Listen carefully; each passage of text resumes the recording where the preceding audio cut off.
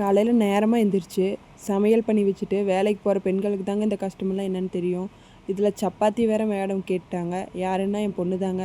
அவங்க 2 நாளாக ஒரே அடம். அவங்க ஃப்ரெண்டு வந்து ஏதோ சப்பாத்தி கொண்டு வந்திருந்தாங்க அப்படி சொல்லிட்டு எனக்கு அதுதாம்மா வேணும்னு சொல்லி அழுது அடம் பிடிச்சி எப்படியோ அவங்க ஆசை இன்றைக்கி நிறைவேற்றலான்னு சொல்லி அவங்களுக்கு சர்ப்ரைஸ் பண்ணிகிட்டு இருந்தேன். நேரம் எழுந்திரிச்சு அவங்களுக்கு சர்ப்ரைஸ் பண்ணலான்னு சொல்லிட்டு எங்களுக்கு நாங்கள் சமைச்சிட்டு இருந்தோம். அவளுக்கு ஒரு பக்கம் சப்பாத்தி மாவு ரெடி பண்ணி வச்சுட்டு எங்களுக்கு வந்து இன்றைக்கி வந்து இந்த காய் தான் குழம்பு. இந்த காய் என்னென்னு தெரில எனக்கு பேர். எங்கள் வீட்டுக்கார் வாங்கிட்டு வந்து கொடுத்தாங்க. உங்களுக்கு பேர் தெரிஞ்சால் மறக்காமல் கமெண்ட்டில் எனக்கு சொல்லுங்கள். அந்த காய் குழம்பு வச்சுட்டு கீரை பொரியல் தாங்க. இங்கெல்லாம் கீரையே கிடைக்க மாட்டேங்குது. உங்கள் ஊர்லலாம் கீரை கிடைக்குதான்னு சொல்லுங்கள்.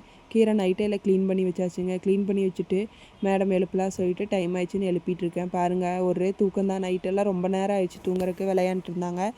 சாயங்காலம் ஸ்கூல் விட்டு வந்தோடனே தூங்கிடுவாங்க. தூங்கி எழுந்திரிச்சிட்டு லேட் ஆகிடுது.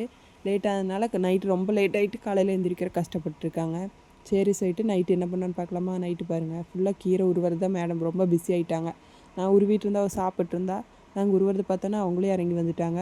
அவங்க அப்பா ஃபோன் பார்த்துட்டு இருந்தாங்க. அவங்களே கூப்பிட்டு கொஞ்சம் கீரை உருவ ஹெல்ப் பண்ணுங்கன்னு சொல்லி அவங்களே கூப்பிட்டாச்சு. இதுக்கே ரொம்ப நேரம் ஆயிடுச்சுங்க. எப்படியா எல்லாம் சேர்ந்து ஃபேமிலியாக ஜம்முன்னு எல்லாம் க்ளீன் பண்ணியாச்சுங்க. க்ளீன் பண்ணி வச்சுட்டு எல்லோரும் தூங்கும்போதே 10:30-11 மணிக்கு மேலே ஆயிடுச்சுங்க.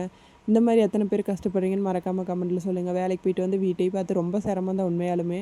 எல்லா உமன்ஸுக்கும் ஒரு ஹேட்ஸ்அப் தான் கொடுக்கணுங்க.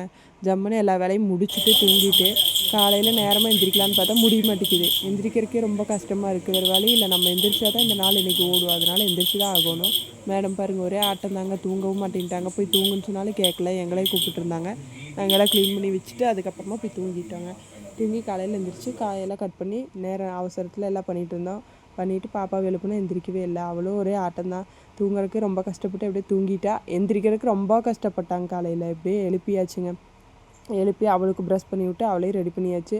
காதுகிட்ட போய் நான் கூப்பிட்டுருந்தேன் எந்திரித்தாங்கன்ட்டு. எந்திரிக்கவே இல்லை. அதுக்கப்புறம் எப்படியே ரெடி பண்ணிவிட்டு சப்பாத்தி அவளுக்கு பிடிச்ச மாதிரி ரெடி பண்ணி கொடுத்துட்டேன். அவள் வெறும் சப்பாத்தி கேட்டதுனால அதுக்குள்ளே கொஞ்சம் ஸ்டஃபிங்கெலாம் வச்சு அவளுக்கு வந்து நான் செஞ்சு கொடுத்துருந்தேன்.